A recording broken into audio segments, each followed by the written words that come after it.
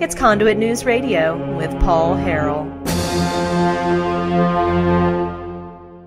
All right, so we talked about this last week. Everybody wants more choices, right? If you lived in a certain area of your town or city and there was a law on the books that said you could only go to shop at the grocery stores within that area, let's say like you had a Walmart there, but you really wanted to shop at Kroger Marketplace, or you really wanted to shop at your local store, like Bill's Cost Plus or something like that. You couldn't. If you couldn't do that, I mean, nobody would accept that. Lieutenant Governor Tim Griffin did an excellent job talking about this in terms of school choice. People want to be able to send their kids to school where they want to go to school. So there's an organization called Arkansas Parents for School Choice. And right now on the line we have Laurie Lee is with us from Arkansas Parents for School Choice. Laurie, how are you this morning? I'm doing great, Paul. How are you doing? Thanks for having me on. Absolutely. It's always great. I know, I talked to you last session, 2 years ago. You've been working on this issue for a very long time, advocating for more choices, not fewer choices. So tell us about this and tell us where school choice is right now in Arkansas. So right now in Arkansas, we have some very, very narrow abilities. We have something called the Succeed Scholarship, which is strictly for kids with IEPs. It is limited to, right now, 250 kids statewide, which is ridiculous, but that's where it is. So we have a lot of schools and public schools where you can choose public to public. But as far as that goes, that's pretty much the landscape. One of the things that, is very important for your audience to know is that school choice is about kids. It's not about schools. It's not about unions. It's not about superintendents. It's not about buildings. It's about kids.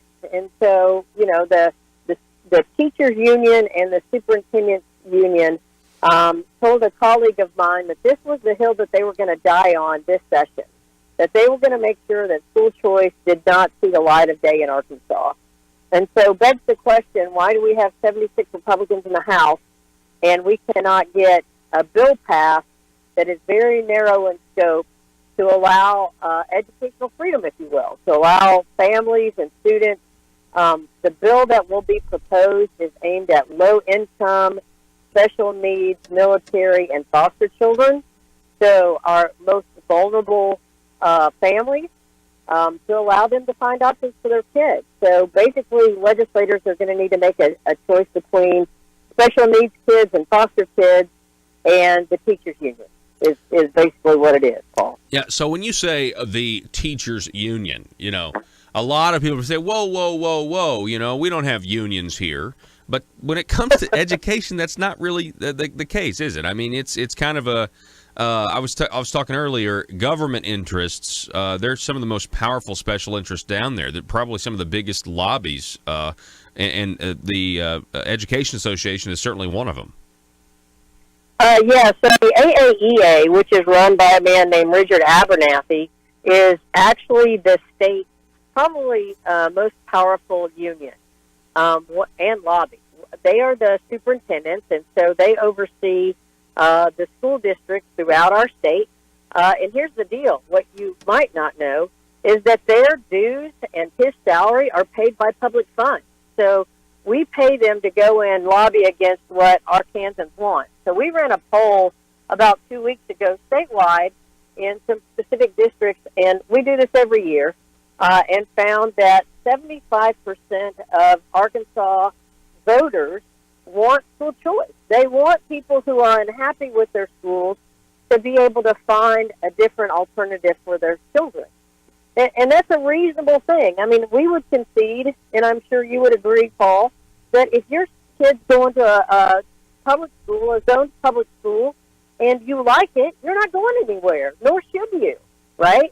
I mean, I went to public school. I had a great experience. Yes. My kids went to public school. They had a great experience. But there are some children who are not able to thrive in a zoned school environment. That's nobody's fault. It just is. And so when you have a bill before the legislature that will allow families of kids who are struggling in their zone school to be able to find an alternative. And then the only people that don't want that are the superintendents and the teachers union. There's a problem. Yeah. And the reason they don't want it, and you and I know this, but I don't know if your audience knows this, is because the teachers union dues are dependent on what we call zoned public school teachers having that money taken out of their paycheck. So if families have a choice, then teachers have a choice, and then teachers would be able to teach at different schools rather than a zoned public school and fulfill their desires of what they wanted to do as teachers. So literally 82% of teachers nationwide want school choice. 75% of Arkansans want school choice. The lieutenant governor's pro-school choice. The attorney general's pro-school choice. The governor's pro-school choice. The Republican Party is pro-school choice. Matter of fact, it's in the platform of the Republican Party, not just of the nation, not just the national Republican Party, but it's actually a platform issue of the Arkansas Republican Party. You know, and that's what's pretty interesting to me. So let's talk a little bit about, you said, 76 Republicans in the House. This should be a no-brainer. It's in the platform. It's maybe one of the less talked about issues of the platform, but it's still in there, and for good reason, because it's about more freedom, and it's a pro-freedom issue and giving people the choice. So based on that, Laurie, these superintendents, it seems, have a lot of influence over some of these Republican politicians, and some of them appear to be more beholden to, let's say, maybe a superintendent, and I'm generalizing here, more so than they are to the will of their constituents, the majority. Like you said, 75% of Arkansans support this. So what needs to happen? Do people need to call their legislators and tell them, hey, I just want you to know we really do support school choice, and we support some, very, like you said, limited in scope educational reforms? Absolutely. I would say, especially over in your area, where the more rural areas, the superintendents really have their end in with these Republican legislators. And if you are a representative of a district where the largest employer is the public school district, and that superintendent says, hey, if you vote for this, we're gonna, you're gonna rue the day, that would cause anybody to be a little skeptical. But here's the fact of the matter. A bill was run last session, very similar to what I believe is going to run this session. We had 43 Republicans vote for that bill. Of that, all 35 that chose to return to the legislature are back. There are people who, like Carolyn Brown, who had a teachers union Teacher of the Year young man run against her, if you will, the darling of the superintendents and the teachers, and she won by double digits. You look at Johnny Rye. They scared Representative Johnny Rye to death, and thankfully he stood tall. He won by 57%. Laurie Rushing had an opponent who was part of the union, who was a union member, and she won by more than 60%. So all of the people, Richard Womack, Justin Boyd, Justin Gonzalez, go down the line, Grant Hodges, really solid Republicans who said, you know what, this is the right thing to do. This is what the Republican Party elected us to do, the people of Arkansas, and they did it. And they had races and they prevailed.